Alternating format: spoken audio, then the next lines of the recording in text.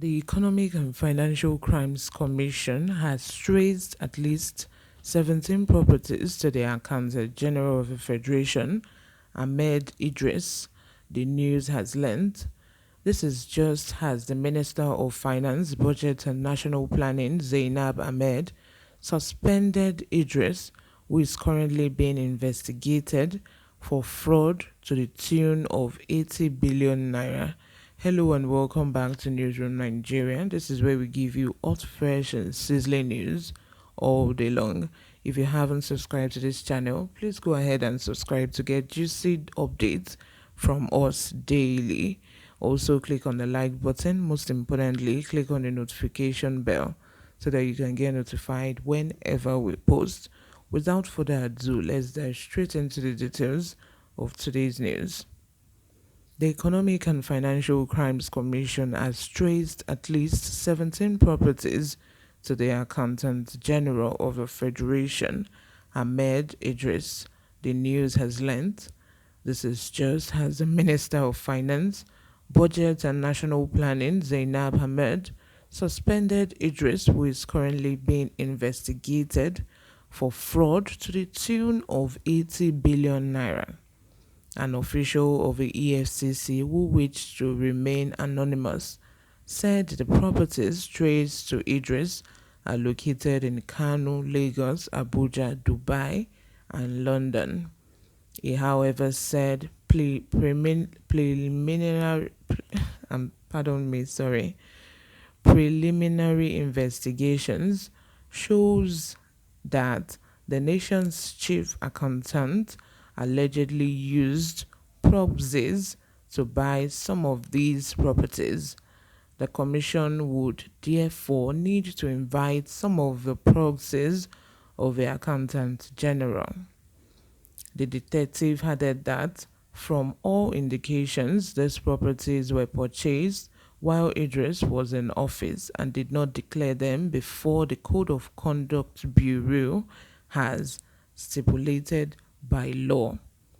He added about 17 houses in London, Lagos, Kano, Abuja, and Dubai have been traced to him. In Abuja, some of the houses are located in serviced estates. The EFCC had, in a statement on Monday, announced the arrest of the Accountant General for fraud to the tune of 80 billion naira. The statement reads in part, the Commission's verified intelligence showed that the AGF racked off the funds through bogus consultancies and other illegal activities using proxies, family members, and close associates. The funds were laundered through real estate investments in Kano and Abuja. It was learned that Idris came under scrutiny last year following allegations that he offered huge sum of money to a family in order to secure the marriage of their 16-year-old daughter. The uncle of a teenager, Nura Bagudu, had told the news in an interview that the accountant general offered properties, gifts to the young lady and her family and had lodged complaints to the federal government. He told the young lady to go to Abuja and choose any house she wanted and he would buy it for her. Also, the Accountant General had in 2021 launched Gezawa Commodity Markets and Exchange Limited, which he had openly admitted to owning. Idris stated this when he received a delegation of Kano Concerned Citizens initiative led by its late chairman, Alhaji Bashar Tofa. The project is said to be worth huge sums of money, which is far more than his income. An EFCC official said the legal department was already getting an order to remand the accountant general and get an interim forfeiture of some of his properties pending the completion of investigation. Meanwhile, the federal government on Wednesday announced the suspension of the Accountant General in order to allow for a seamless investigation. In a letter conveying Idris' suspension, the Minister of Finance warned the embattled public official not to visit the office at any time, adding that the suspension was in line with the public service rules. The letter, titled Letter of Suspension, reads in part: following your recent arrest by Efcc on allegations of diversion of funds and money laundering, I write to convey your suspension from work without pay effective May 18, 2022. Efforts to get a response from the spokesman for the EFCC, Mr. Wilson Owajarin, proved abortive as he did not respond to calls.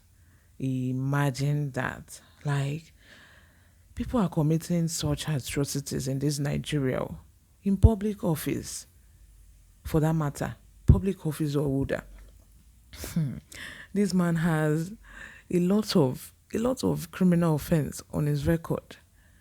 Imagine him after acquiring all this wealth, after acquiring all this money, stealing all this money through bogus consultancy fees, through proxies that doesn't exist, and even if some exists, it's just disguise, where they disguise stealing nations' money.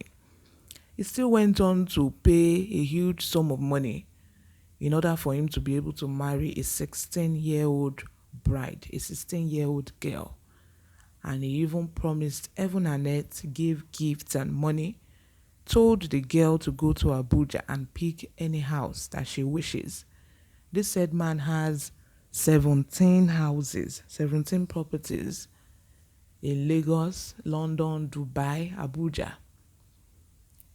Imagine, in Kaduna.